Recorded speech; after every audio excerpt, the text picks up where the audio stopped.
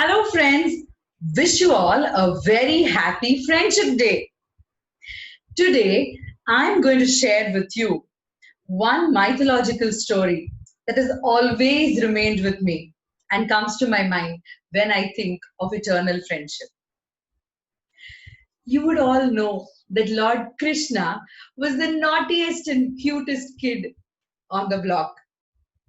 And the person who accompanied him and was a part of all his mischief was his best friend Sudama.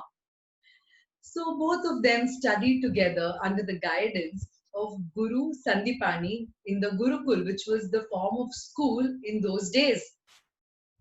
After completing their education, Lord Krishna went on to Dwarka, whereas Sudama went to Mathura.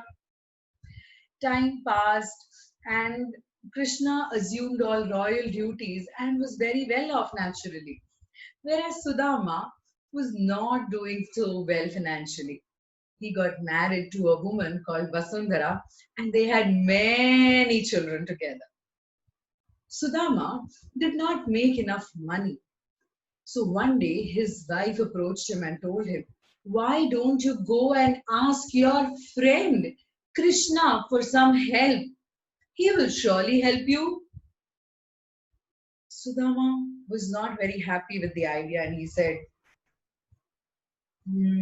No, I don't want to go and ask him for any help. He'll help me if I just ask him, but I don't feel it is right. Vasundhara said, "But he is your friend. A friend will always help you, and he might feel bad that you never went to him for help. I request you, look at our children, look at the plight of our house. We are not going to survive if things continue this way. Please, please, Swami, please go and ask for help from Krishna." Reluctantly, Sudama agreed to go and meet his friend Krishna. As he left his house, his wife called out to him and said, "You have not taken anything for him. Here, take this." And she had packed some flattened rice, poha or aval or avalaki as we say, for being taken to Krishna because this was his favorite food. Sudama put that in his dhoti, put the pouch in his dhoti and set off. As he reached the palace, the guards stopped him. They said, "Who do you want to meet?" Sudama humbly said, "I want to meet Krishna, my childhood friend." "Your childhood friend? You don't look like the king's friend." "But I am his friend.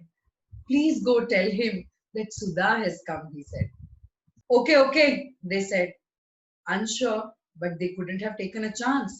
And as a messenger went and told Krishna about a friend waiting at the doorstep, he came down running. He knew at once it was none other than Sudama. And he went and warmly hugged him and said, "Sudha, what took you so long to come meet me?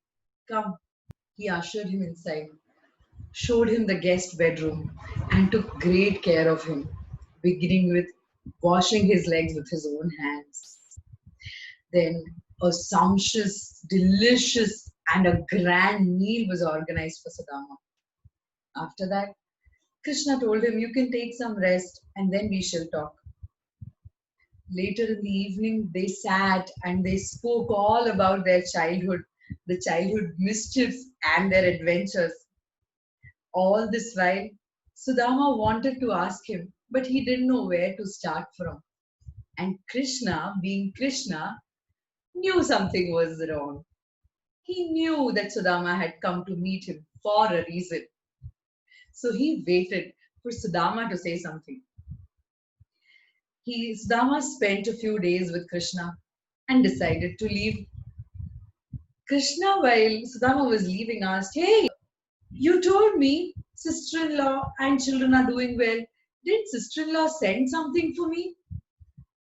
Sudama immediately clutched his dhoti and said, no, nothing, nothing at all. Krishna very well knew there was something and pulled out the pouch from Sudama's hand and took a morsel of the flattened rice. And he said, I knew sister-in-law will never forget to send me this.